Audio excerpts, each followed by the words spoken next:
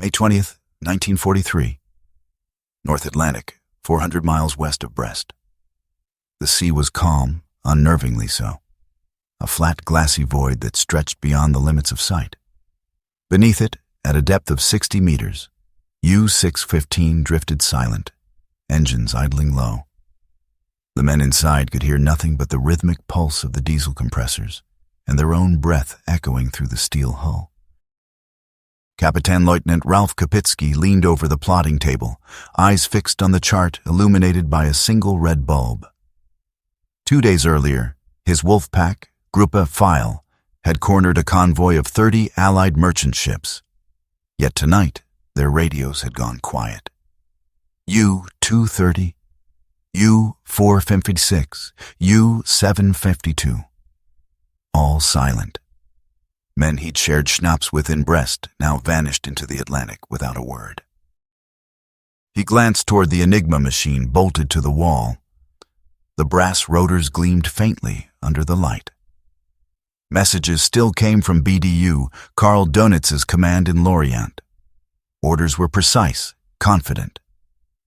But Kapitzky had a feeling, the kind that crept up from the gut and never left, that something had shifted. He adjusted his cap, voice low. Radio officer, send a weather report. Just static, no code group. The radio man hesitated. Herr Kapitän, that's not procedure. Kapitzky's gaze didn't waver. Do it. Let's see who's listening. The transmitter hummed. Static filled the cramped compartment, a faint hiss in the silence. Then, nothing. But somewhere, above the clouds, someone was listening. 2,000 feet overhead, an RAF Coastal Command Liberator patrolled the darkness. Its radar operator, Flight Sergeant James Willoughby, stared at the green glowing cathode screen. Suddenly, a faint arc shimmered into view. A contact. Bearing 078, range 3 miles. Captain, I've got a blip. Could be a U-boat. Signals faint but moving.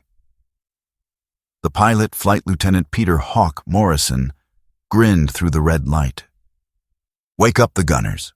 Leigh Light ready on command. The Liberator's 4 engines droned through the mist. They descended into the black ocean night. Below them, Kapitzky finally ordered periscope depth. The scope broke the surface with a ripple, and what he saw made his heart freeze.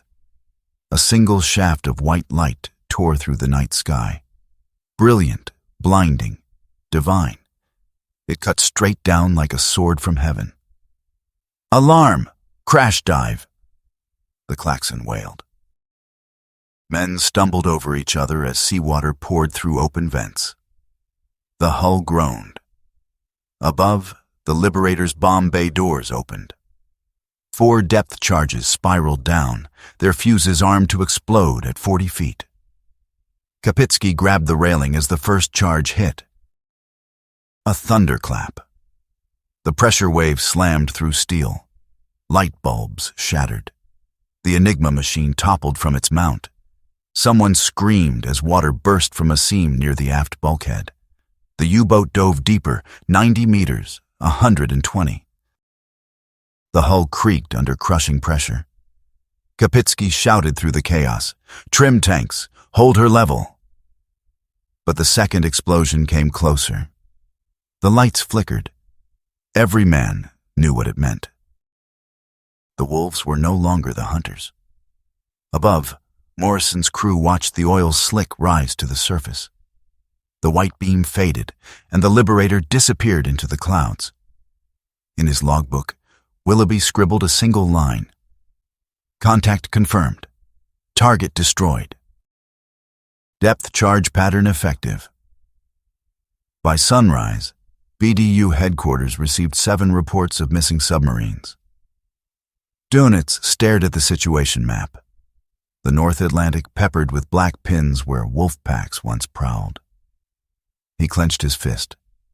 "This is no coincidence," he muttered. "The enemy has changed the game." But even he didn't yet know the truth, that his most trusted weapon, the Enigma, had already betrayed him. The Allies were reading his every move, predicting every hunt, and now, with radar eyes in the sky, they were killing his wolves before they ever saw the enemy. The Battle of the Atlantic had entered a new, invisible phase, and the hunters were dying overnight.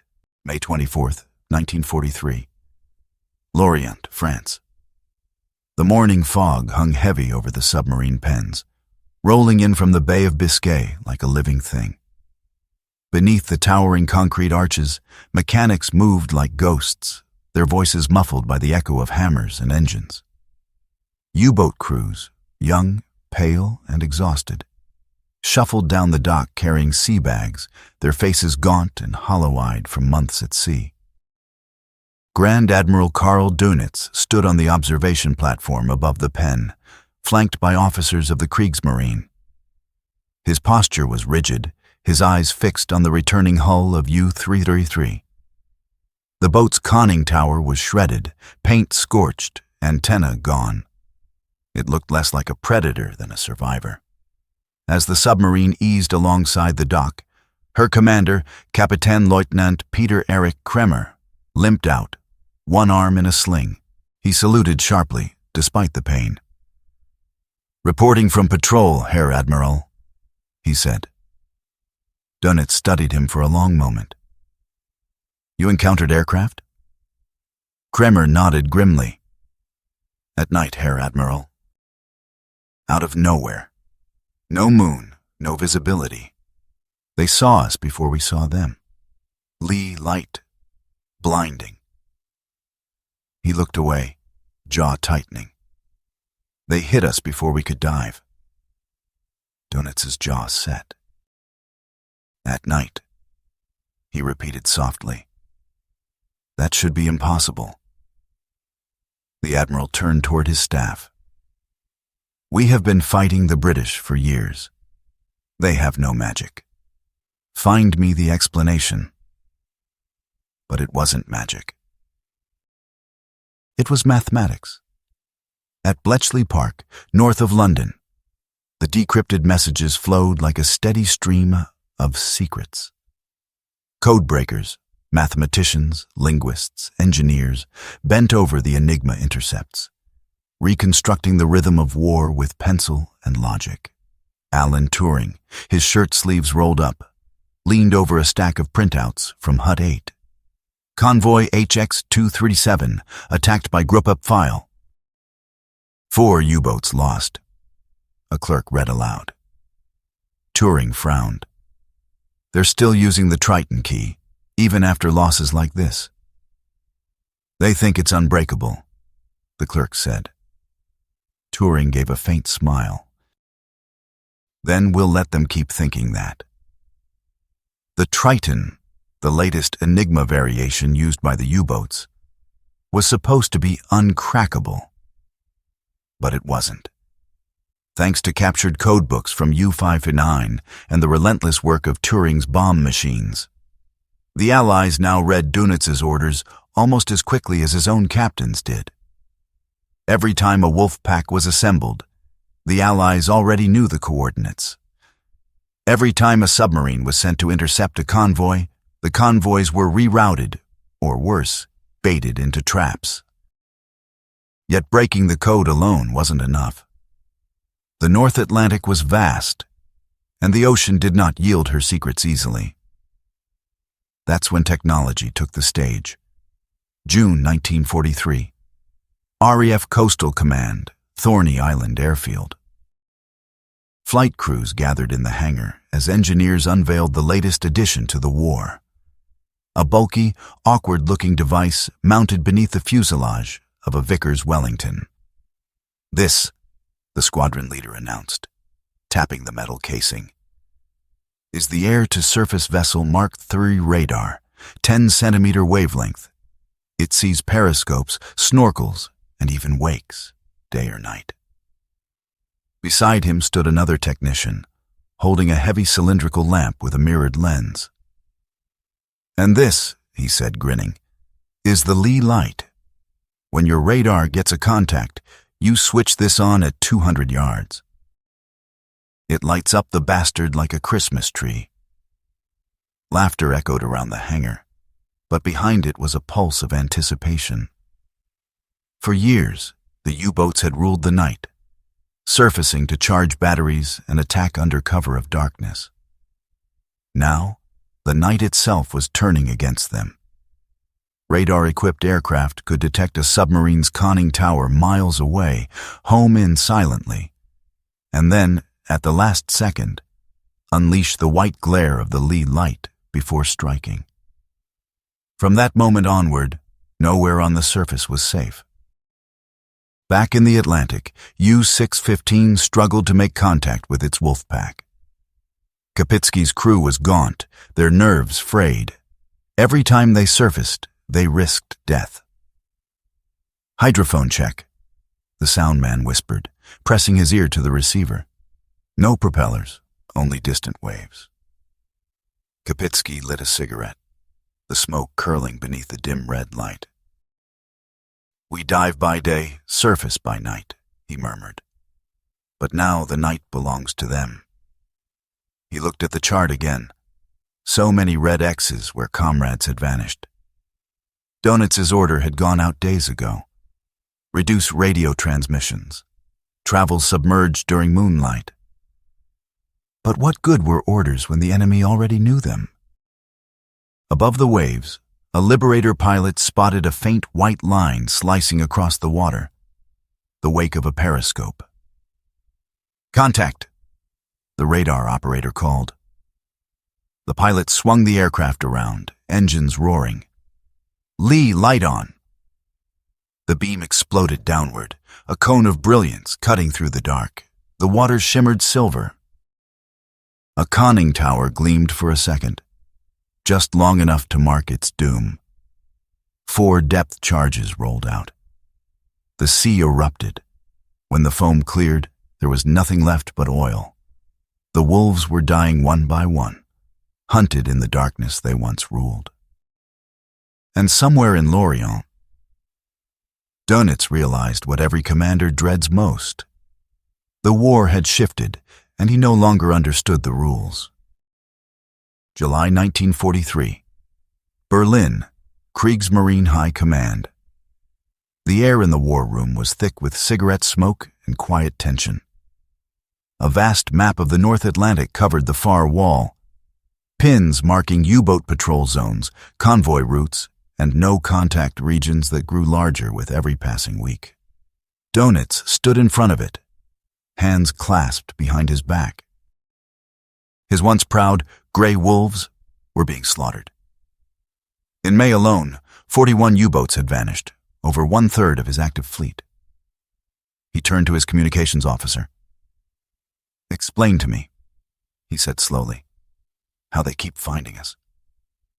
The officer hesitated. "Herr Gross Admiral, we believe it may be radar. New types, beyond the detection range of our Metox receivers." "Beyond detection?" Dönitz's voice rose. "Impossible. Every signal leaves a trace." "Not these, sir," the officer said quietly. "They use shorter wavelengths. Centimeters, not meters. Our equipment cannot detect them." Dönitz's face darkened. For months, they had relied on Metox radar detectors, crude wooden boxes that crackled when British aircraft scanned the waves. It had given the U-boats a sense of security, a whisper of warning before death. But now, silence. The hunters came without a sound. He turned to the intelligence officer. "What about the code leaks? Could they be reading our traffic?" The man shook his head. "No evidence, Herr Admiral. Enigma remains unbroken." Dönitz exhaled slowly. "Then this is war against the unseen, against ghosts." Meanwhile, at Bletchley Park, the ghosts had faces, pale, tired, brilliant faces under flickering lamps. Joan Clark leaned over her desk, decoding intercepts from U-boat headquarters. "They've changed their cipher again," she murmured. "New rotor order, different plug board." Turing adjusted his tie absently. "Good. That means they still don't suspect us." He scribbled notes on a pad. Every decrypted message fed into a larger web: convoy routes, patrol grids, wolfpack orders. The information was then passed in secret to the Admiralty's Western Approaches Tactical Unit in Liverpool, where women like June Duncan plotted the Allied counter-offensives with chalk and string on massive floor maps. For the first time in years, the Atlantic had eyes, mathematical, invisible, and omniscient. Each U-boat position was known hours before it surfaced. Every wolfpack that formed was already walking into an ambush. The Allies didn't need to fight harder, just smarter. July 9th, 1943. Mid-Atlantic Gap. U-438 surfaced briefly to recharge batteries. The sky was moonless. The crew worked quickly, diesel fumes mixing with salt spray. "Radar clear," the watch officer called from the conning tower. No aircraft detected. Moments later, a sound like thunder tore through the night. The lookout froze. "Flak! Aircraft! 11 o'clock high!" A massive white light exploded above them. The Leigh Light cut through the darkness like judgment itself. The pilot of the B-24 Liberator, Hunter's Moon, locked eyes on the faint black shape below, a silhouette scrambling to dive. Bomb doors open. Fire pattern 4.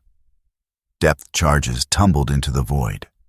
A flash, then a shockwave that shattered steel. The ocean convulsed. U-438 broke in two before she ever reached 50 meters. Above, the bomber's gunner whispered, almost reverently, "They never saw us coming."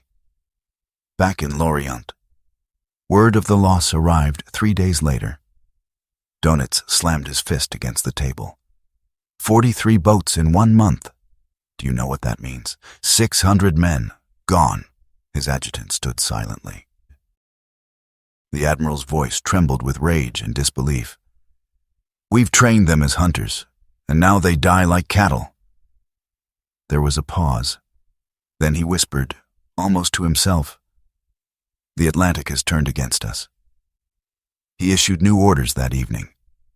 Cease night surface attacks. Restrict radio use. Introduce new anti-radar coatings on periscopes and towers.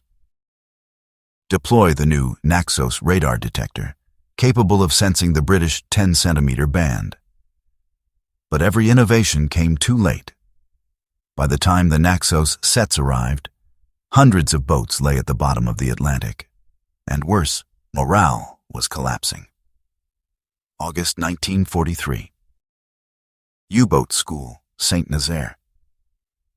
In the barracks, the recruits whispered in the dark. "They say the Allies can see through clouds," one murmured.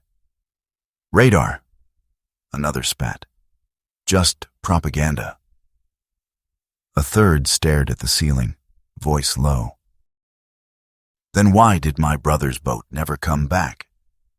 The instructors tried to hide the truth, but every returning crew carried haunted eyes, men who no longer slept, who flinched at every creak of the hull. They spoke of ghost lights that found them in the night, of planes that appeared from nowhere, of ocean silence before the explosions came. The myth of the invincible U-boat was dead.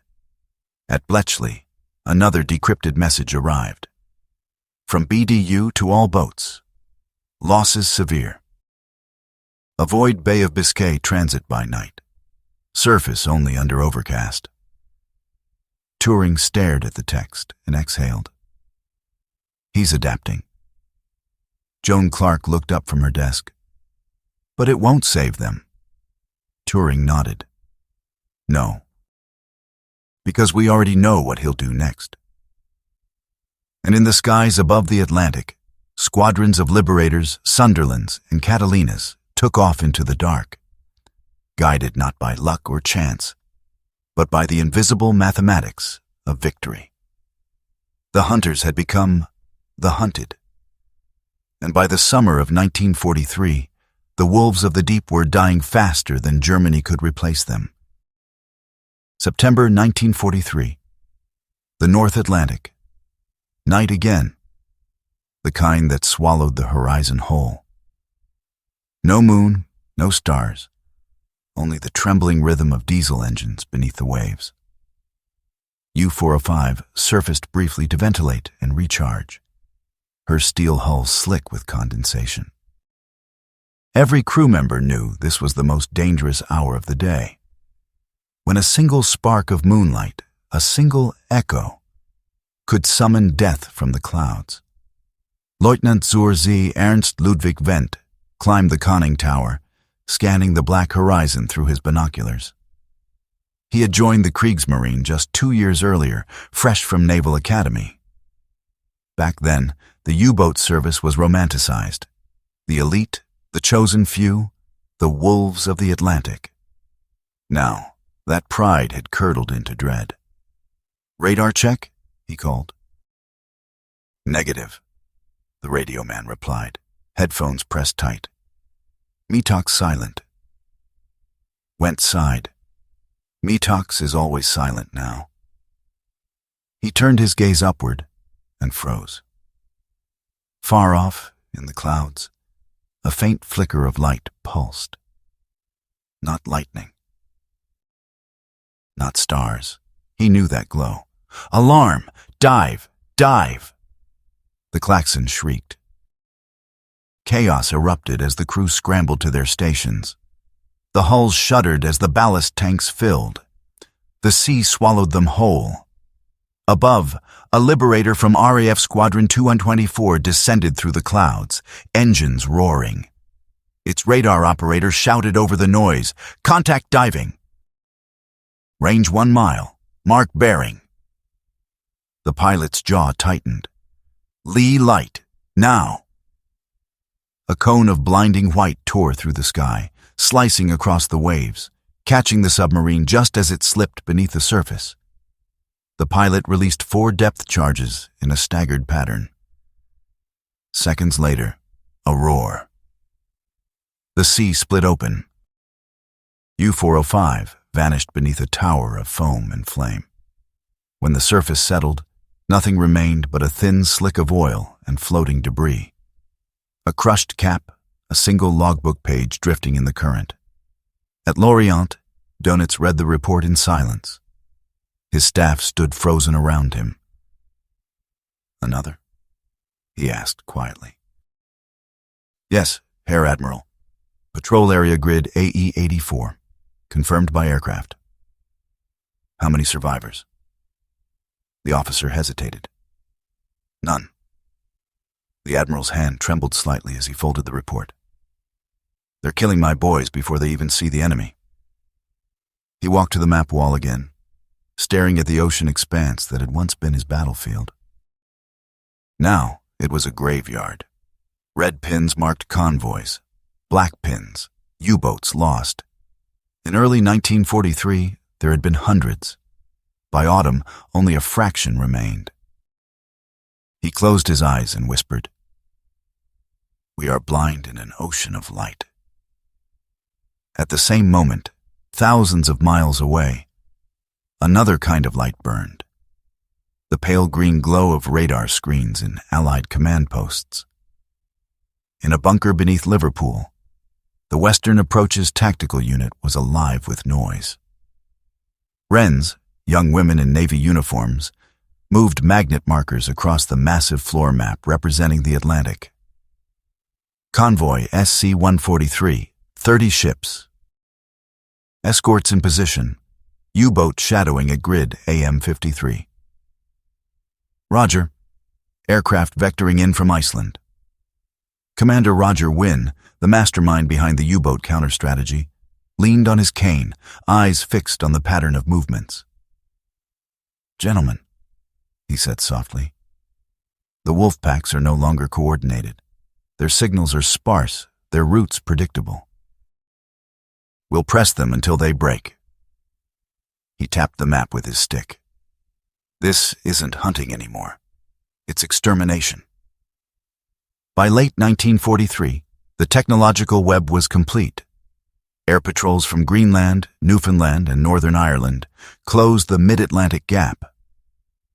The new, very long-range, VLR Liberators could stay aloft for 16 hours, sweeping vast sectors that had once been safe zones for U-boats. At night, radar pierced darkness. By day, Bletchley's decrypts fed new coordinates to air crews. And on the ocean surface, the convoys, once easy prey, now sailed surrounded by escort carriers whose aircraft circled like sentinels. The Atlantic had become a cage. October 1943. U-220 attempted to mine the waters off Newfoundland. She was spotted by a PB-4Y-1 Liberator from Patrol Squadron 103.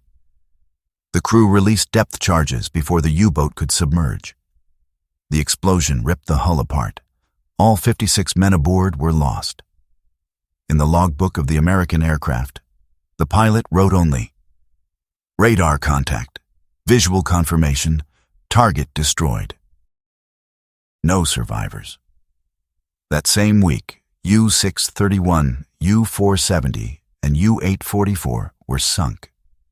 The toll was staggering, but beyond the statistics lay something deeper. The collapse of an idea. For years, the U-boat arm had been Germany's symbol of invincibility, precision, discipline, and courage beneath the waves. But now, even the bravest commanders felt the creeping paralysis of inevitability. They no longer hunted for glory. They fought for survival, and the Atlantic, once their kingdom, had become their tomb. November 1943. Berlin. Dönitz stood before Hitler in the Reich Chancellery, his uniform immaculate, his expression carved from stone. Hitler paced, voice sharp. "You promised me victory in the Atlantic. Where is it?" Dönitz didn't flinch. "Mein Führer, the enemy's technology has surpassed ours. Their aircraft, their radar." "Excuses!" Hitler roared.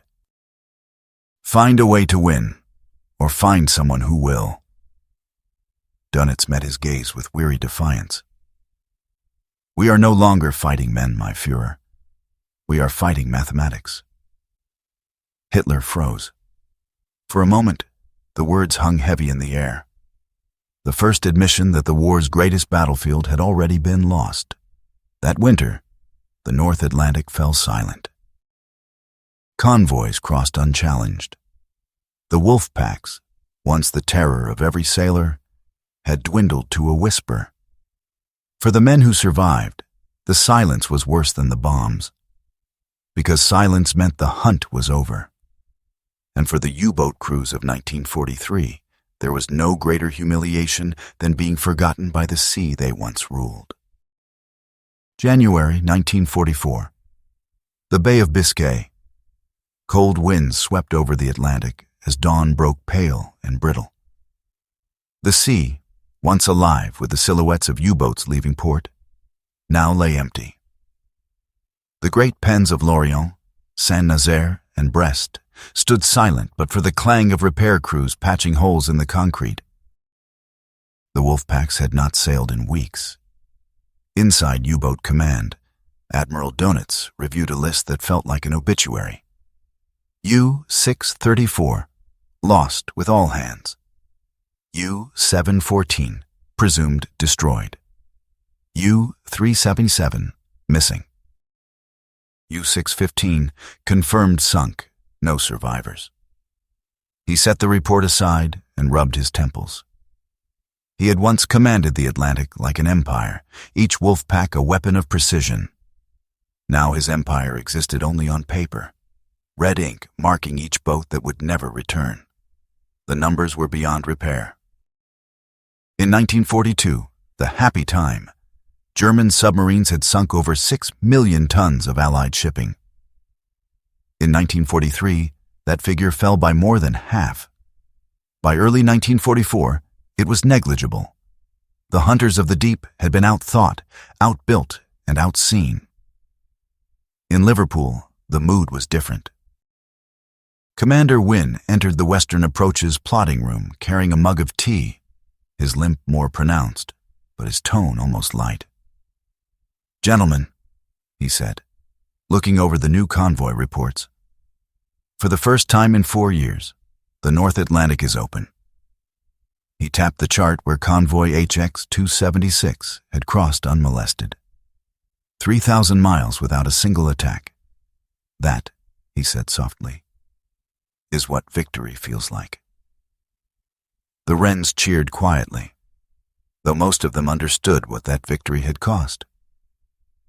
Not just in numbers, but in nights of fear and silence, waiting for the reports of another ship that never arrived.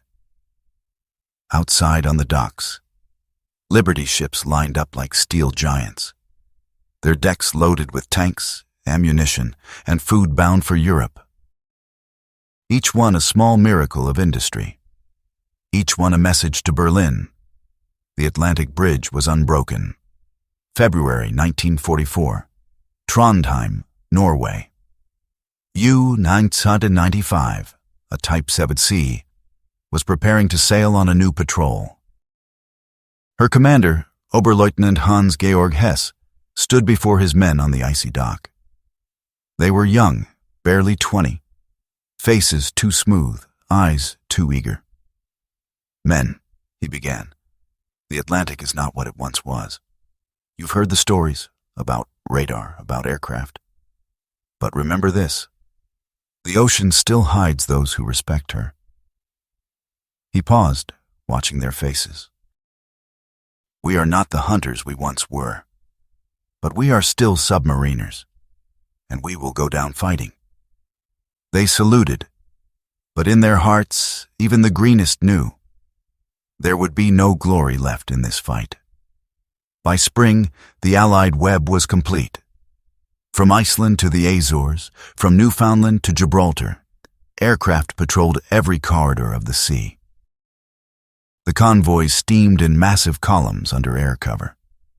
Escort carriers, the jeep carriers, prowled the lanes, their radars sweeping in endless arcs. The ocean that had once protected Germany's hunters now exposed them at every turn. And deep beneath the waves, the U-boat crews lived like ghosts. They spoke in whispers. They moved in darkness. They surfaced only long enough to breathe before diving again. Claustrophobia, exhaustion, and despair set in. In some boats, discipline cracked. A few commanders broke down entirely. Men who had seen too many of their friends vanish into the depths, who had listened to the groan of the hull as the sea crushed another dream of victory. For them, there was no honor left, only survival.